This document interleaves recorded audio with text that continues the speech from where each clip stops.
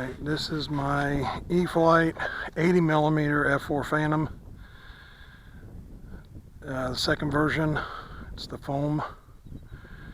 I flew it before without the armament, and I get about 4 minutes of flight out of it on a 5 to 5200 or 5200 milliamp battery, 6S.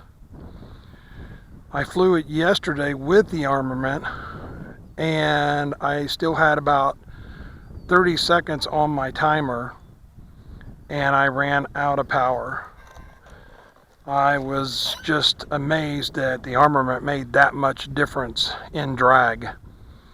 I couldn't tell it in power, but apparently I was using a little more throttle than I even realized, and if you're flying it with the armament, then you better cut your flying time at least a minute to minute and a half so you're safe and doesn't hurt your battery. So let's give her another go today.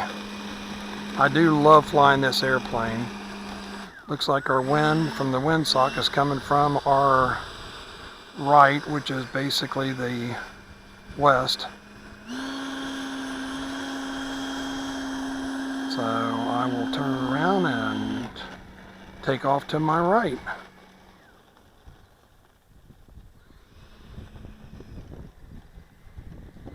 Without, that much wind, I don't need flaps or anything.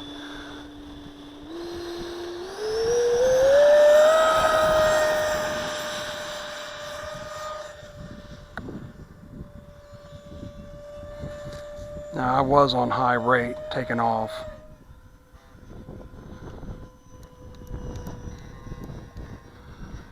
Yeah, need to trim it a little different. The armament definitely throws your trim off also. But it is really a smooth flying aircraft. That's about half throttle.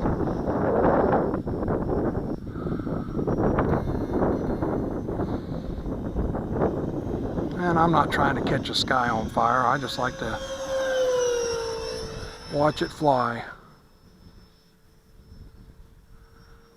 And I do not have the AS3X, that auto stabilization. I do not have it on. I know it's great for some people, but myself, I like to feel the full control and get it to do what I want when I want.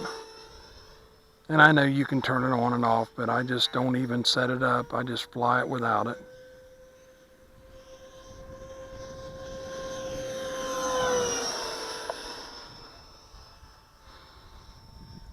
And definitely the version 2, the foam one, I have the glass one also.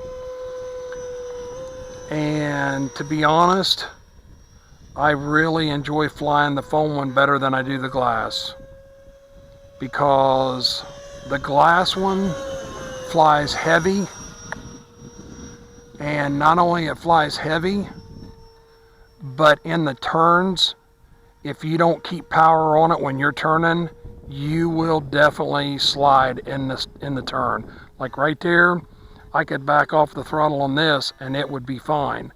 With the glass one, you can't.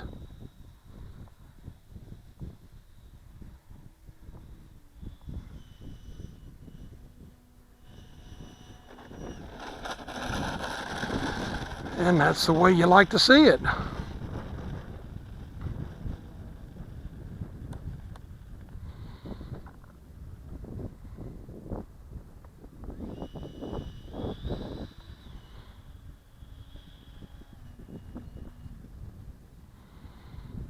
Now this is the battery that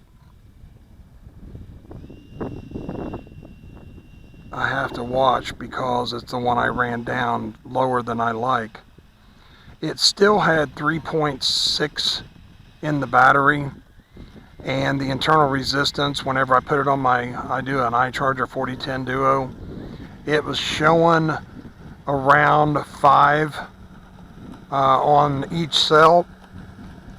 about 4 to 5, which is still good, but anytime I run a battery low like that, which I try not to, I definitely keep an eye on the internal resistance. If the numbers start going up, then I know I got a cell that's going to cause me problems.